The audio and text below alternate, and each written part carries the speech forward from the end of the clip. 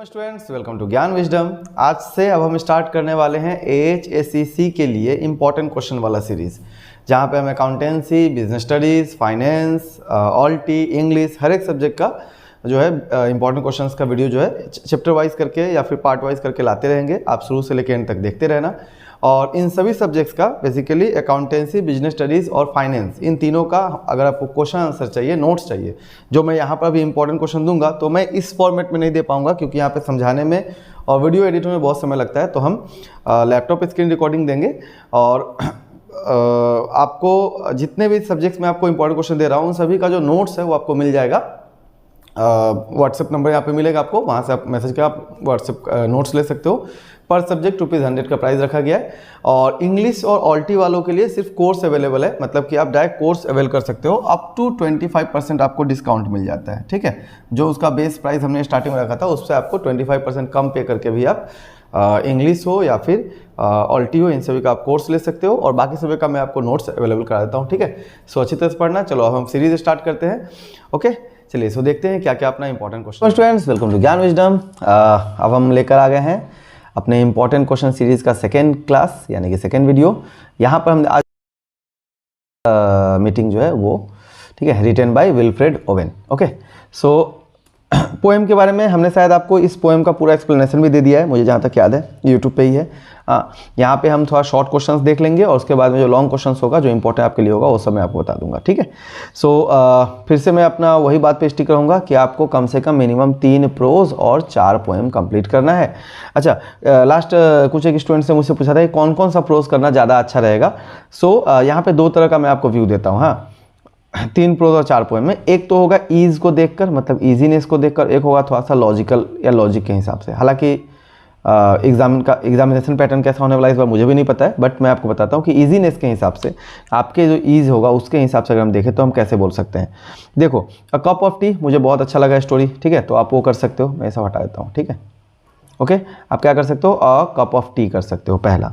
Then उसके बाद में वर्जर आपका बहुत पुराना है तो ये आप देख सकते हो। हाँ, इजीनेस के हिसाब से बता रहा हूँ। हाँ, मार्टियर्स कॉर्नर जो है वो आपका इंटरेस्टिंग स्टोरी, वो भी आप देख सकते हो। 3 में मैं ये रखूँगा, 3 अगर आपको करना है तो। इसके अलावा आप दूसरे भी देख सकते हो। हाँ, देन आप एक वॉइस भी देख सकते हो, क्योंकि वॉइस जो है छोटा सा है तो ज़्यादा आपको समय नहीं लगेगा पढ़ने में उसको, है ना। तो ये 4 अगर आप प्रोज कर लेते हो आपके लिए बहुत हो गया। ओके ना, दूसरा पोएम की तरफ से अगर हम देखें तो पोएम में आप ओजाइमंडियाज कर सकते हो, वो सही रहेगा, ठीक है। Then because I could not stop for death भी मुझे बहुत ही अच्छा लगा है, तो आप पढ़ने में भी आपको ईजी लगेगा ये। स्ट्रेंज मीटिंग भी सही था, ठीक है। और उसके अलावा आप लेक आइल ऑफ इनिस्प्री आपने क्लास 9 में भी एक बार पढ़ा हुआ है, तो आपके लिए सही रहेगा, छोटा सा पोएम है। तो ये मैं आपको ये 4 प्रोज अपने तरफ सजेस्ट करूँगा, ठीक है। इसके अलावा अगर किसी को कोई और अच्छा लगता है तो आप वो भी पढ़ सकते हो, कोई इशू नहीं है, ठीक है। अब एक मैं बताता हूँ थोड़ा सा टेक्निकल बात। सिंस हम असम बोर्ड के लिए प्रिपेयर कर रहे हैं, है ना, मतलब AHSEC बोर्ड है अपना, स्टेट बोर्ड है, तो असमिस में जो भी चीज़ ट्रांसलेट, असमिस लिखा हुआ चीज़ को, लिटरेचर को अगर ट्रांसलेट किया गया है, वो भी अपना एक इंपॉर्टेंस रखता है, ठीक है। जैसे कि आपने देखा होगा बिहू जो है ना, जब से आया तब से इंपॉर्टेंस पूरा बनाए हुए पेपर में, तो उसके हिसाब से वॉयज एक और दूसरा आपका जो बीना कुटीर है वो भी इंपॉर्टेंट बन जाता है ना। सो इस तरह से मैं आपको बताऊँगा कि अगर आप इस तरह से देखना चाहते हो तो ये दोनों पढ़ना है, प्लस इन दोनों में से कोई 2 कर लो, ठीक है। इन तीनों में से कोई, मतलब आप 2 कर लो तो 4 हो जाएगा आपका, या कोई एक ही कर लो मिनिमम। और बचा हुआ का आपको टेक्सुअल तो पढ़ना ही है। हाँ, और यहाँ पे पोएम में अपने तरफ से थोड़ा सा राइट लेफ्ट कर सकते हो, ठीक है, एडजस्ट कर सकते हो।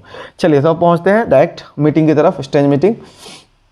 तो यहाँ पे मैंने आपको शॉर्ट क्वेश्चंस दे दिया है जो आपके बुक का है टेक्सुअल, ठीक है, कि who is the speaker in the string, कौन है स्पीकर। हाँ, then when did the speaker realise, हाँ, कब उसको रियलाइज। अब जब ये सब जब आंसर जब देखना तो आप जाके किसी भी नोट्स या किसी भी वेबसाइट से कोई गाइड बुक सब मिलाना, आपको डिट्टो सेम नहीं मिलने वाला है, ठीक है।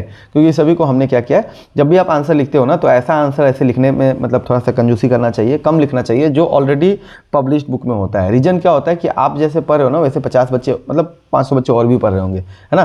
तो जब वो चीज़ जब सेम चीज़ लिखा हुआ मिलता है तो एग्जामिनर के पास एक मैसेज जाता है कि मे बी ये सेंटर पे शायद कुछ ना चोरी चमारी चला हो, हाँ, मतलब सॉरी, मतलब गड़बड़ हो गया, तो चीटिंग वीटिंग किया होगा ना, तो ये चीज़ जो है ना गड़बड़ है, ठीक है। तो ये नहीं होना चाहिए। तो इसलिए आप जब आंसर लिखोगे तो थोड़ा सा अपने तरफ से थोड़ा चेंज कर दोगे। हाँ, आप कोई भी बुक का पढ़ रहे हो, थोड़ा सा आंसर को थोड़ा सा, मतलब हो सकता है जो बाद वाला लाइन है उसको आप पहले कर दो, आगे पीछे कर लो, सेंटेंस रीस्ट्रक्चर कर लो, बट थोड़ा सा फ्रेश आंसर लगना चाहिए, इससे एग्जामिनर को लगता है कि हाँ बच्चा खुद से लिखा है, ठीक है। तो इसलिए हमने भी अपने हिसाब से, मेरा तो आंसर पूरा ओरिजिनल ही है जितना भी मैंने दिया अभी तक, हाँ नहीं तो देता ही नहीं हूँ, जब देता हूँ तो ठीक ठाक ही देता हूँ अपने तरफ से। ओके, देन ये आपका रहा बी। तो देखो सबसे पहले तो मैं बताऊंगा आपका जो भी टेक्सुअल क्वेश्चन है वो आपको पूरा ही पढ़ना है, उसमें आपको कोई छेड़छाड़ नहीं करना है, ठीक है। देन उसके बाद में ये आपका 2 मार्क्स 3 मार्क्स वाला क्वेश्चन है तो ये आपको करना है, और ये आपका लॉन्ग क्वेश्चन है ये आपको जरूर करना है। ओके, नाउ उसके बाद में अब जो आपका ये तो आपका टेक्सुअल होगा जो आपके पास पहले से ही है। अब यहाँ पे हम पहुँचते हैं, ठीक है,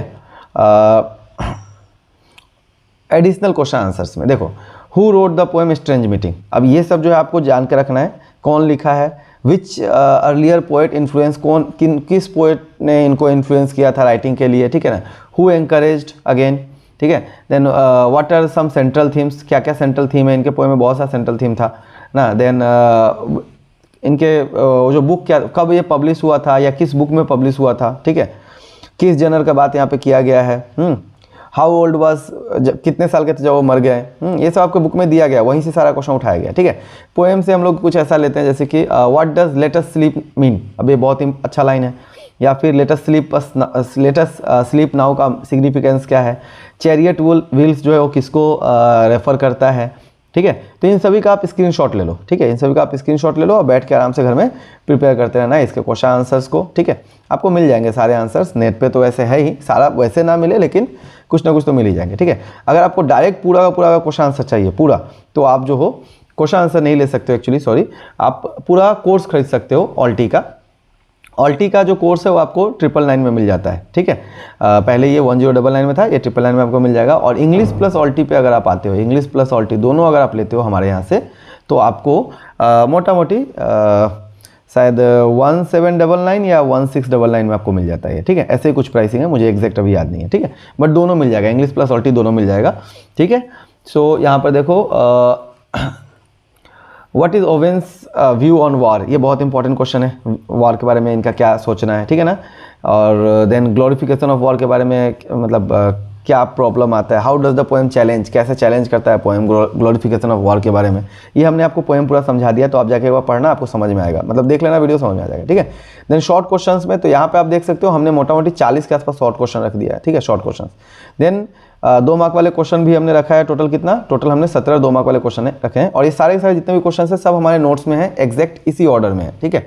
तो बस आपको ये क्वेश्चन अगर आपको समझ में आ रहे हैं कि हाँ सर इतना अगर पढ़ लेते हैं तो हमारे एग्जाम में हो जाएगा, तो आप फटाक से जो है कोर्स ज्वाइन कर लो डायरेक्ट। वहाँ पे आपको वीडियो कंटेंट मिल जाएगा सारा, मतलब एक्सप्लेनेशन, प्लस आपको ग्रामर सारा मिल जाता है, प्लस आपको राइटिंग स्किल जो एस्से वगैरह है उसका आपको काम मिल जाएगा। देन उसके अलावा आपको मिल जाता है क्या चीज़, आपको मिल जाएगा आपका नोट्स, ठीक है। तो नोट्स मिल जाएगा, और ये नोट्स मैं इसलिए नहीं दे सकता हूँ क्योंकि ये कॉपीराइटेड है ऑलरेडी, तो ये देने से थोड़ा सा गड़बड़ हो जाएगा। और सिंस मेरा जो चैनल है, जिन भी पब्लिशर के पास में कॉपीराइटेड है वो भी चेक करते होंगे, अगर मैं वहाँ पे अगर उनका प्रोडक्ट बेचने लगा तो फिर हमारा कॉन्टैक्ट उठ जाएगा ना, तो ठीक है ना। अच्छा, देन उसके अलावा हमने कुछ देखो यहाँ पर ये बोला question, how does strange meeting explore the theme of empathy ना एंड अंडरस्टैंडिंग। सो एम्पैथी के बारे में, सहानुभूति के बारे में, समझ के बारे में क्या बताया गया। लेट अस स्लीप नाउ बार बार क्वेश्चन में इस पेपर में मैंने आपको किया है। Then psychological impact of war के बारे में क्या कहा गया है, हर तरह का क्वेश्चन मैंने बताया। I am the enemy you killed my friend, हाँ ये बताओ, तो इस लाइन का क्या सिग्निफिकेंस हो सकता है। मतलब इस तरह से आपको बहुत अच्छे जो है क्वेश्चंस दिए गए हैं, तो आप आराम से घर में बैठ के तैयारी कर सकते हो, है ना। घर में बैठे बैठे आप चाहो तो 1 महीना के अंदर में अपना पूरा ऑल्टी कंप्लीट कर सकते हो, 1 महीना से बहुत कम समय में। Okay, then what is the significance, अब ये सब लाइन का जो है मीनिंग थोड़ा लॉन्ग में, ठीक है। Then in the strange meeting Wilfred how does the encounter between, encounter meeting between the narrator and the enemy soldier in the after life convey the devastating impact of war. तो again बार बार वही बात दिया है कि war का ना क्या इम्पैक्ट पड़ता है ह्यूमन लाइफ के पे ऊपर ना, और 2 सोल्जर्स के बीच में क्या बात हुआ, इस तरह का क्वेश्चन ना।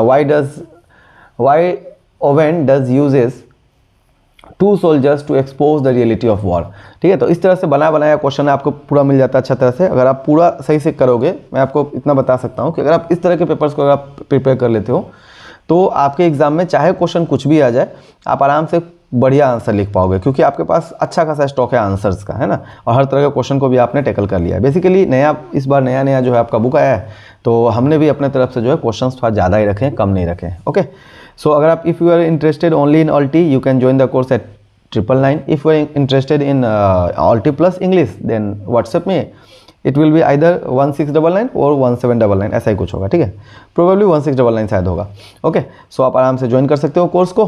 हाँ, और कोई क्वेश्चन कोई डाउट हो तो आप नीचे पूछ सकते हो। अगला क्लास जो है फिर से आपको सून मिल जाएगा। हाँ, 2-3 दिन के गैप पे हम इंपॉर्टेंट क्वेश्चन देते रहेंगे। पहले हम ऑल्टी खत्म कर लेते हैं जल्दी, देन उसके अलावा अदर सब्जेक्ट्स भी आपको आते रहेंगे। ओके, नाउ एक एस्से के लिए भी क्वेश्चंस आप लोगों का आया था कि सर एस्से का भी कुछ करवा दो, तो एस्से मैं 1-2 तो एस्से मैं डाल दूंगा जो अपना मैंने कराया है, बट मैं बताऊंगा कि मेरे कोर्स में मैंने 15 जो आपका एस्से है बुक का टेक्सुअल वो तो है ही, प्लस मैंने 10 एस्से एक्स्ट्रा रख दिया है, प्लस कुछ एक्स्ट्रा और फ्यूचर में आ जाएंगे, ठीक है। तो इतना एस्से अगर आप कर लेते हो, ठीक है, तो आपका कॉमन आने का चांस बढ़ जाता है। हाँ, और आपके एग्जाम में एक ऐसे तो देगा नहीं, 2-3 को ऐसे देगा, उसमें से आपको किसी एक पे लिखना होगा। ओके, चलिए मिलते हैं अगले क्लास में। थैंक यू और best of luck, bye bye.